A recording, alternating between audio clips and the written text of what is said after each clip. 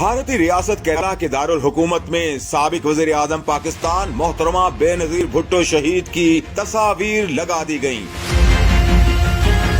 भारतीय मीडिया के मुताबिक कम्युनिस्ट पार्टी ऑफ इंडिया के खवातीन wing All India Democratic Women's Association के ज़ेरे तमाम नेशनल कॉन्फ्रेंस के हवाले से दारुल हुकूमत के तमाम अहम मकामात पर लगाए जाने वाले पोस्टर्स के लिए बेनज़ीर भुट्टो की तस्वीर का इंतखाब किया गया।